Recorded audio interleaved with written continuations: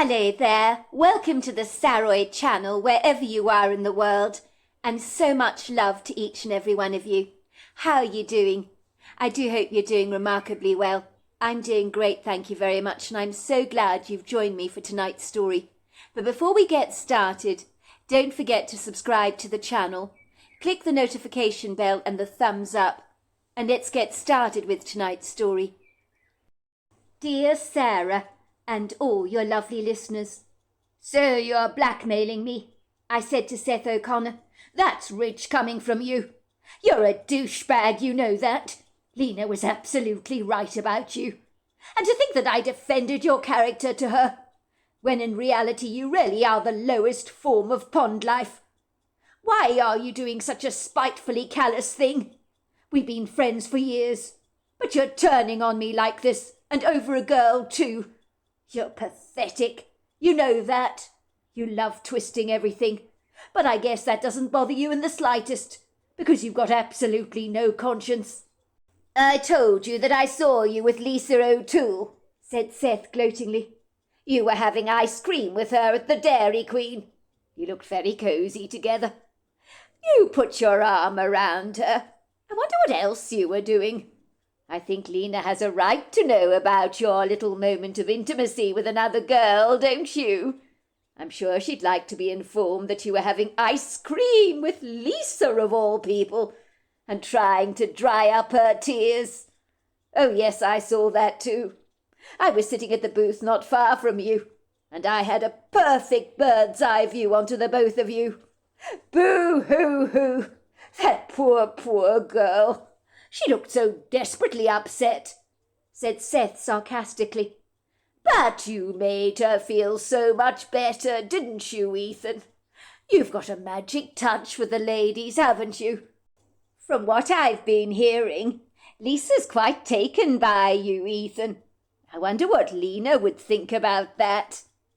I could see there was a smug, self-satisfied look on Seth O'Connor's face, as if he was thoroughly enjoying my disquiet. And in that quintessential moment, I despised him for his cockiness. I knew that Seth had always rather fancied my girlfriend Lena, so I secretly suspected he was probably trying to break us up, so that he could get his greedy claws into her himself. But what he failed to realize was Lena thought that he was a prize jerk, and now I could see why. Lena had always been a judicious judge of character in that regard, and had pretty much sussed out Seth from the very beginning. At the time, I thought Lena's harsh assessment of him had been ruthlessly unkind on her part. But now I realized, now that the scales had slipped away from my eyes, that Seth had only ever been a fair-weather friend, who cared only about himself. He obviously had a narcissistic personality. I don't like Seth, she told me once, wrinkling up her nose in disgust. He's so arrogantly opinionated.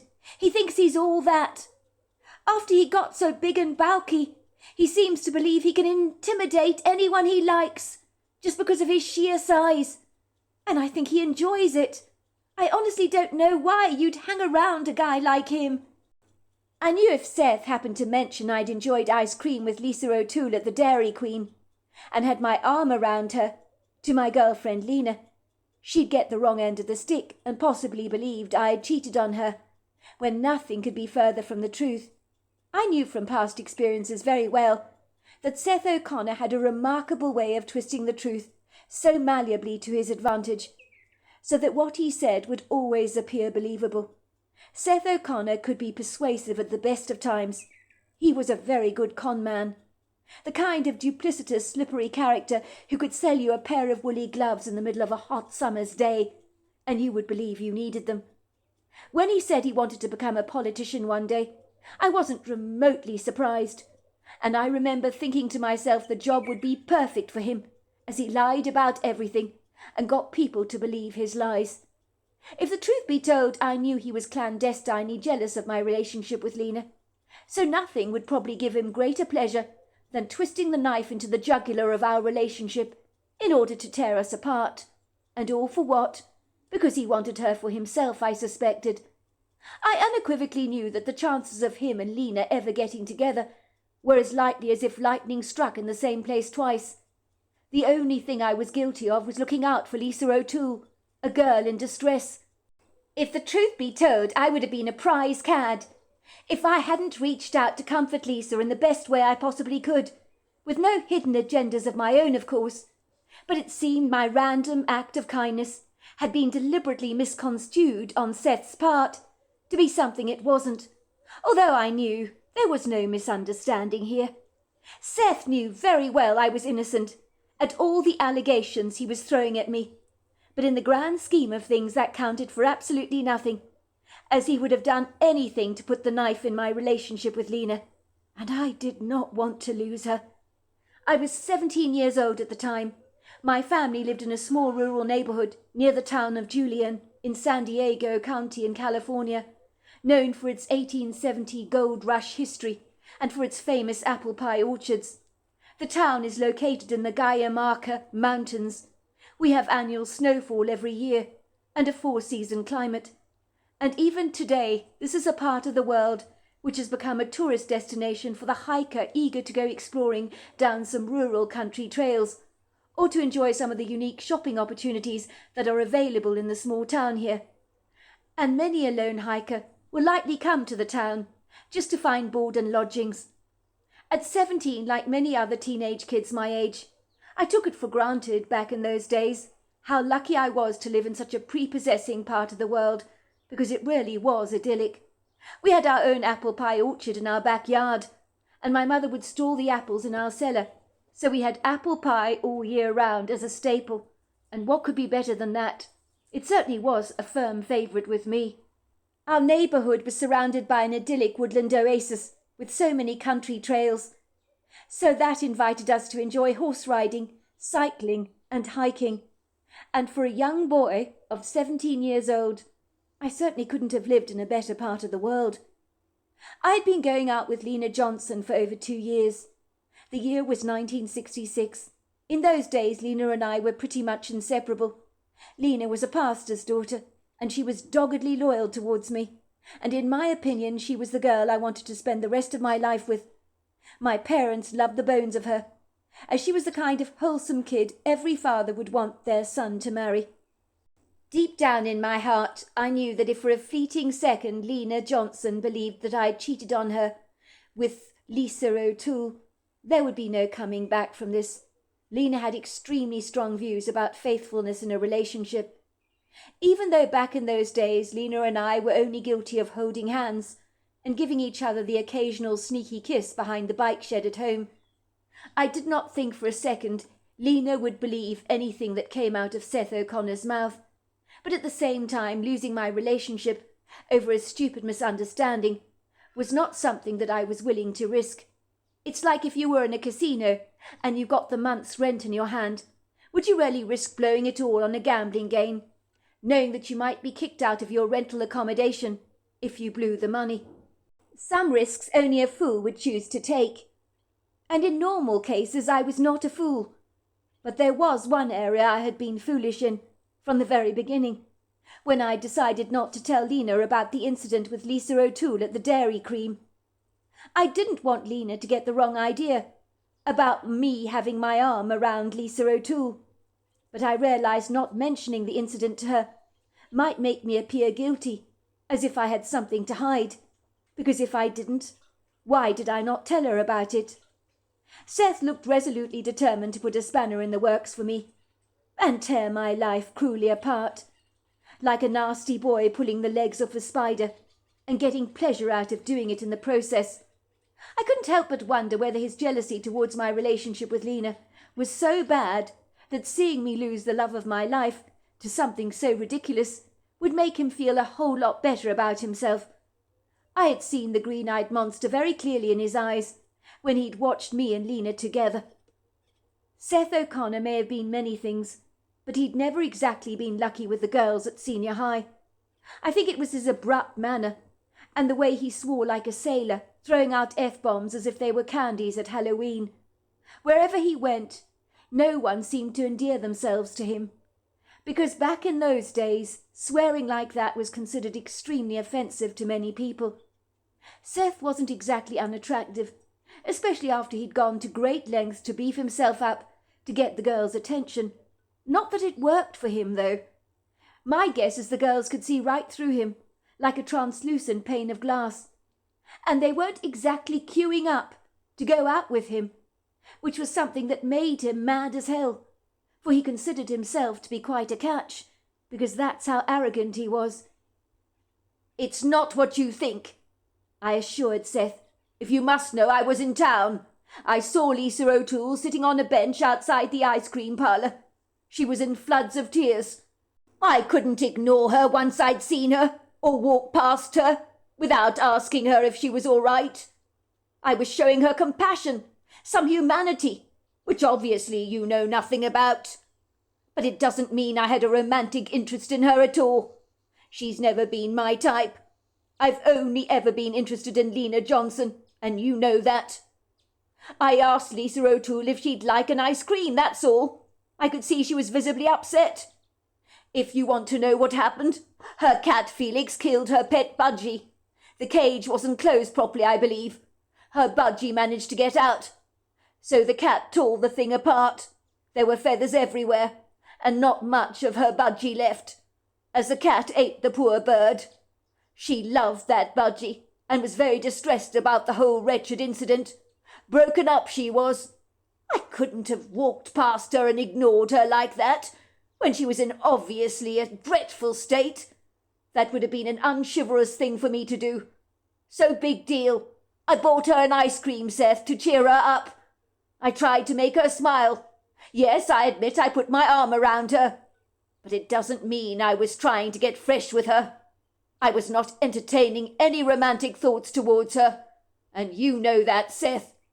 You're just stirring up trouble, like you always do. Setting the cat among the pigeons. Honestly, you're so predictable. Lisa O'Toole was having a breakdown over a Budgie. I wasn't born yesterday, said Seth. Even if her Budgie did die, you would use every excuse, wouldn't you, Ethan, to get fresh with another girl and make it look perfectly innocent.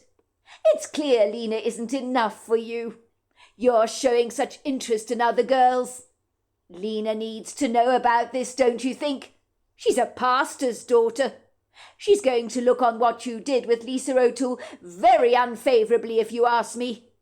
Your girlfriend's not stupid.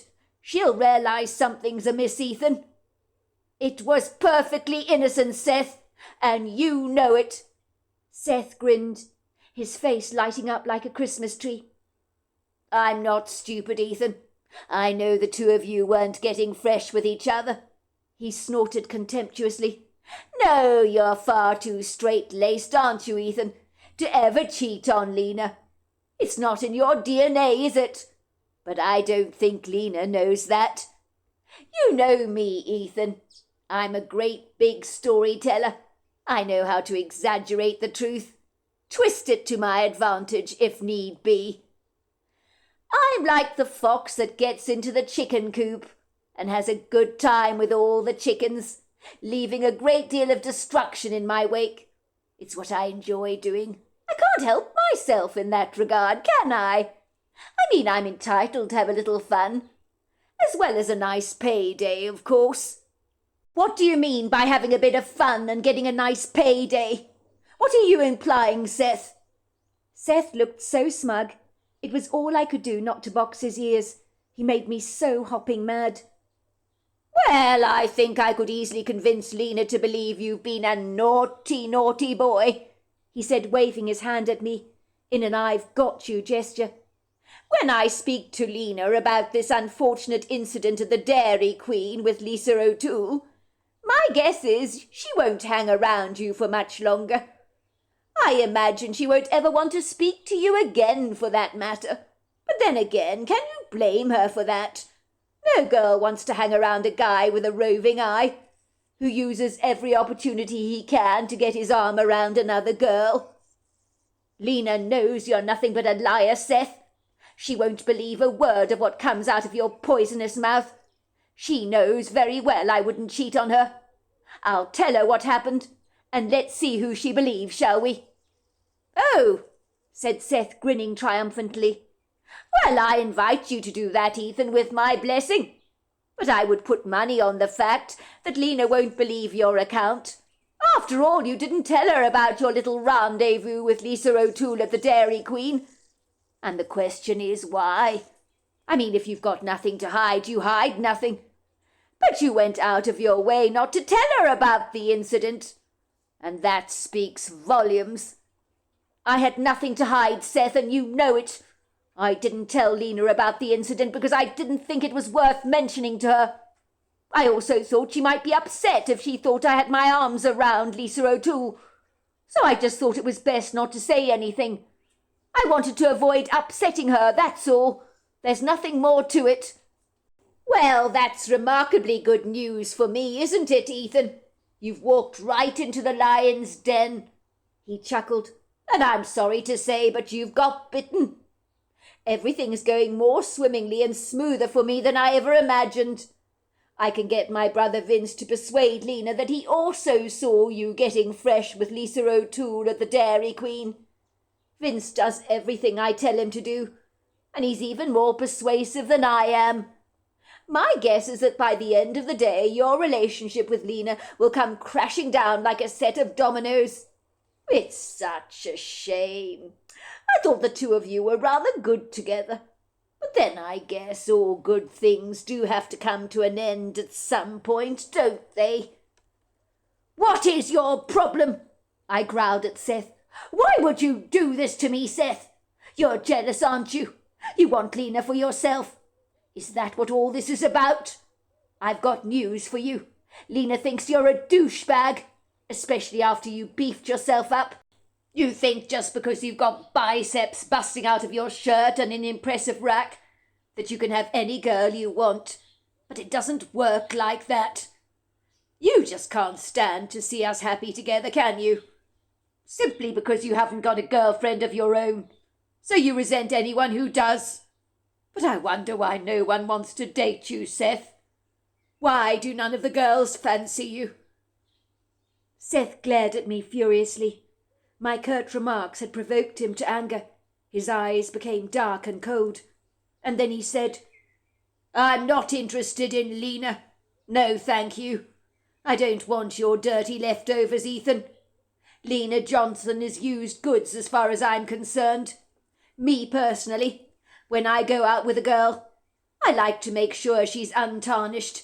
And that's why I'm not dating at the moment, as no girls I meet come up to my exemplary standards.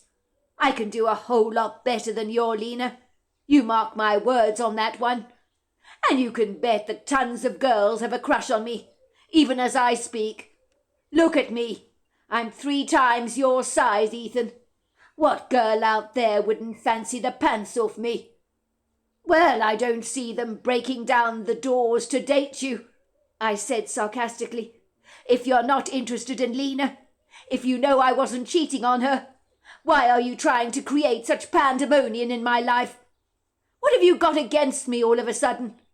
I'd like to remind you that we were the best of friends, Seth, and you're acting like I'm your enemy. We've known each other for years, had each other's backs, and now you're doing a complete 180 on our friendship. I don't understand why you're being like this. It's nothing personal, Ethan. This is business. That's the way I see it, said Seth. Business? What the hell are you talking about, Seth? I asked. I don't want your girlfriend, Lena. I'm not interested in her. But I do want $500 by the end of the week. Or I think Vince and I are going to have a nice little tete-a-tete with Lena. We're going to inform her about your private little moments with Lisa O'Toole at the Dairy Queen. Let's just say your relationship will implode once we've told her what a naughty boy you've been, Ethan. Lena Johnson is about as straight-laced as they come, is she not? She's worse than you in that regard. She's not going to put up with any nonsense from you, Ethan. And who can blame her for that? The way I see it, Ethan, is it would be a tragedy to see your lovely relationship with Lena so needlessly fall apart, when this could be avoided by simply giving me $500 to keep my mouth shut. People thought you'd end up getting married one day to Lena. But if you don't pay me the money I'm asking for you, then it's not going to happen, is it?" In that moment I wanted to grab Seth by the scruff of the neck and throw him a powerful punch. But what good would that do, apart from playing right into his hands and giving him even more ammunition to use against me with Lena, who would not take it well if she learnt that I had got embroiled in a physical altercation with Seth O'Connor. So I knew I had to restrain myself from lashing out. "What the hell is wrong with you, Seth? You're psychotic, you know that," I said in disgust. "You know I don't have $500 to my name. I don't have that kind of money. You're trying to blackmail someone who's broke. It's insane." "Well, if I don't get $500 by the end of the week from you, Ethan, I can guarantee you one thing.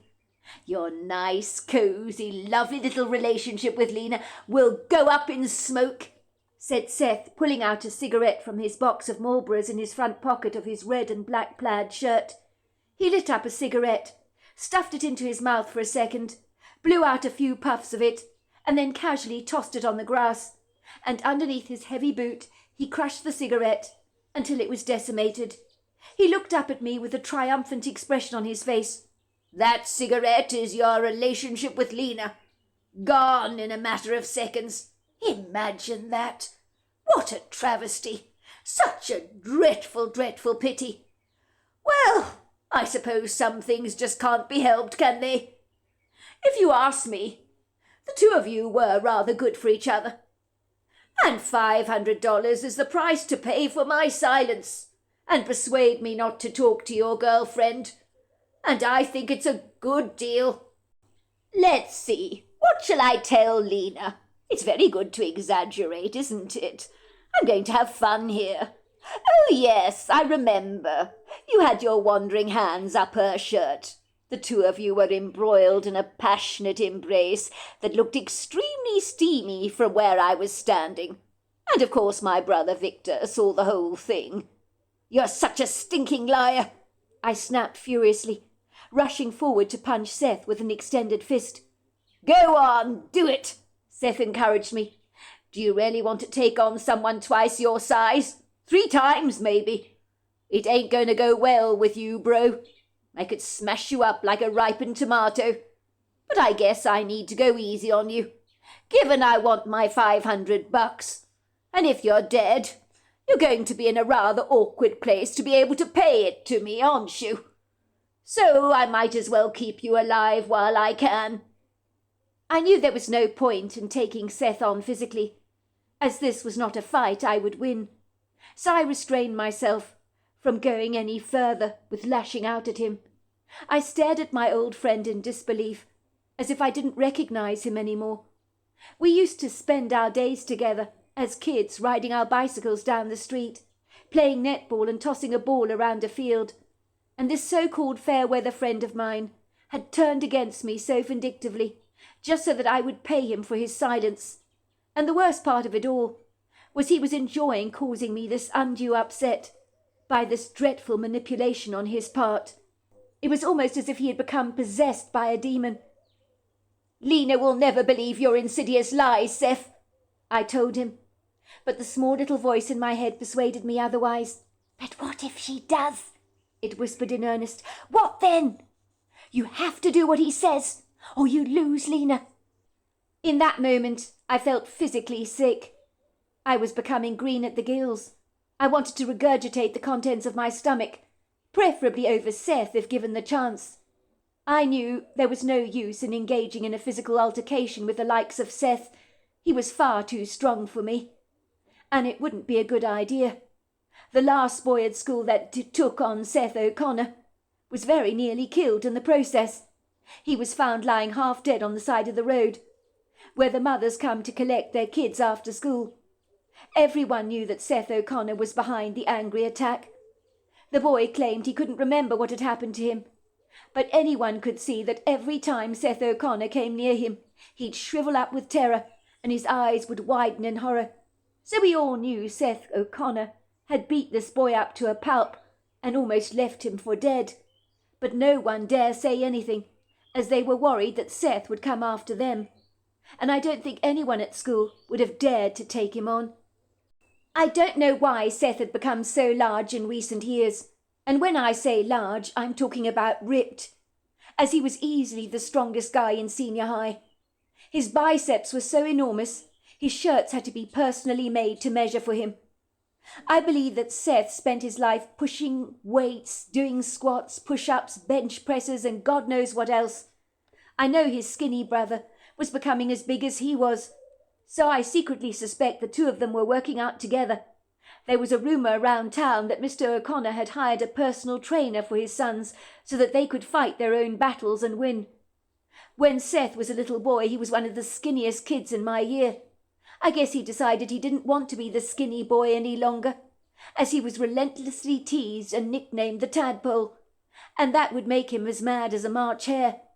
So I guess his burgeoning insecurities had become such a big problem for him that one day he decided to say goodbye to that skinny boy and hello to a beefier version of himself, 3 times the size of what he was before. I caught him on many occasions admiring his reflection in the mirror, and I knew Lena was right. Seth O'Connor did think he was all that. It was amazing how all that muscle that he'd put on in recent years had made his head grow equally as large. Seth looked at me again, his dark, cold eyes devoid of any compassion. Back in the day he had possessed a degree of empathy and kindness, but it had all just whittled away, like the smoke up a chimney. "Oh, I think Lena will be persuaded to hear what I have to say, Ethan, don't you? I mean, I may be many things, but I can sell snow to an Eskimo if I want to. Even if your Lena doesn't like me very much, would she really believe I would be so vindictive to the likes of you that I'd make up a story like this just to get my back on an old friend of mine when we grew up together? I mean, friends don't do that to each other, do they? I mean, what could I possibly have to gain from suggesting you were getting frisky with Lisa O'Toole? Unless, of course, it was true." "You're the devil incarnate, you know that, Seth," I said, giving him a furious glare. What had happened to the boy I'd once considered my good friend? I certainly didn't recognise Seth these days. I don't think I've ever wanted to punch someone in the face more than I did just then, but I knew that this would not be a fair fight, and it was one I couldn't win. I didn't want to end up lying half dead across the school playground in a mangled, pathetic-looking heap. I took in a deep breath, remaining as composed as I could, but every single part of my body heaved in indignation. I tightened my fist into a punch-like grip. My back straightened. My legs were positioned forward, as if in any moment I was about to launch myself into a fight with Seth. Seth seemed unfazed and unconcerned. I could see the smug look developing on his face, as he knew he had me between a rock and a hard place, and there was not a thing I could do about it. "Well, I haven't exactly been described like that before, Ethan, but I guess in a way you've given me a compliment. I mean, if I'm anything like that very clever, artful snake in the Garden of Eden, who got Eve to bite into the forbidden fruit, then it should be a piece of cake to have Lena eating out of my hands, don't you think? But I don't need an apple to entice her, do I? All I need to do is tell her about your little cosy rendezvous with Lisa O'Toole at the Dairy Maid." "You're sick, you know that, Seth. And to think I even liked you," I said. "You were a cool kid growing up." "I liked you then, but not anymore. I defended your character to Lena, but it turns out you're a nasty piece of work that is only interested in squeezing money out of me, like the last remaining toothpaste in a tube. How the hell am I going to find $500, I snapped. "You know I don't have any money. This is blackmail. It's extortion. I never did anything with Lisa O'Toole, and you know it." "I may know it," said Seth scathingly, "but no one else does, do they? And you know me. I've got a silver tongue," he said, flicking his tongue in and out of his mouth like a snake. And in that revelatory moment, I really believed he was demon-possessed. "So what is it to be? Tell me. Am I going to be telling your Lena about your wandering hands, Ethan?" or are you going to come up with the dough for me?" In 1966, $500 was equivalent to about $5,000 today. And at 17 years old, I certainly didn't have that kind of money available to me, and there was no way it would magically materialize in my life, even with some serious wishful thinking. And my parents wouldn't be able to help me, for back in the day they struggled to pay their bills, so they didn't exactly have $500 going spare. If I didn't find the money, I was certain my relationship with Lena would come to an end, and I couldn't allow that to happen. "Look, Seth, I'll pay you the money over the course of the year. I'll work myself to the bone, get all kinds of jobs, and then I'll give you the $500 you're asking for.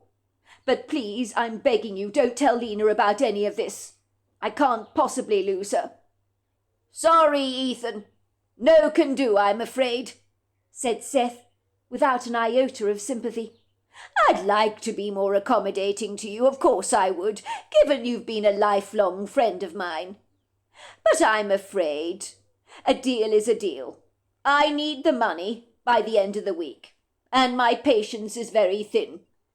You've got the end of the week to pay it to me, or Lena will be burying your relationship in quicksand. It's as simple as that. The choice is yours.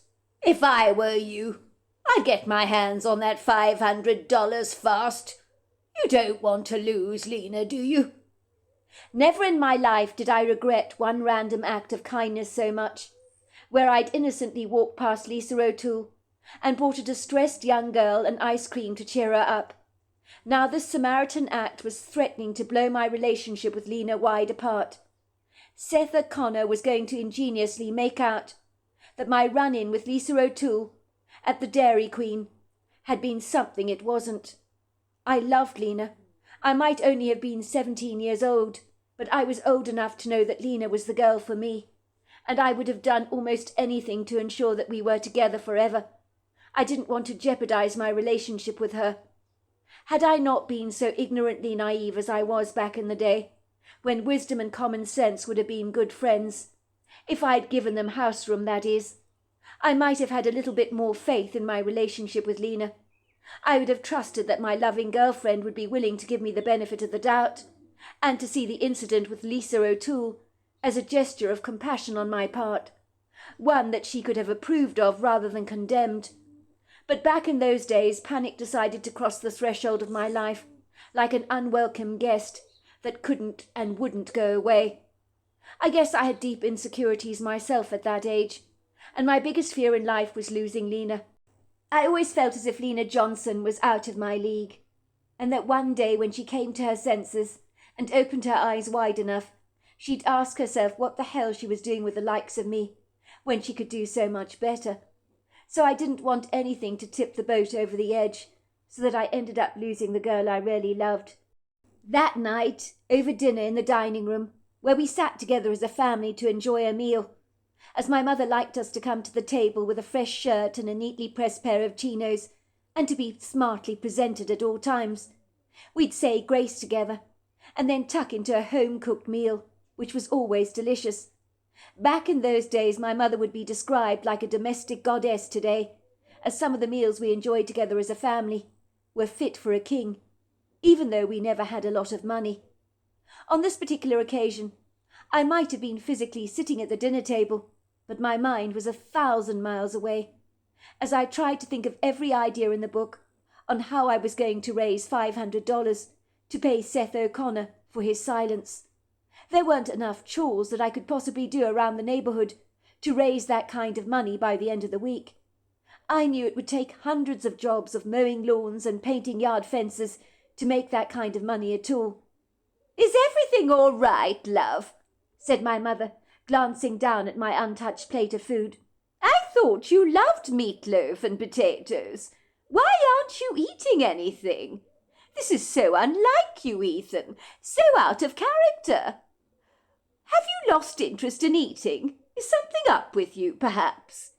My parents knew I could eat the tail off a donkey if I were hungry enough, so they cast each other worried glances, while my brother Daniel grabbed my plate and began to wolf down my food, almost as if he was worried I was going to change my mind about being hungry. and decide to eat after all, as Daniel, much like myself, had a very healthy appetite, even though it didn't show, because we were both extremely skinny. So there we are, that is the end of part 1 of our story. Part 2 is tomorrow night, and I look forward to you joining me then. Until next time, goodbye and good night.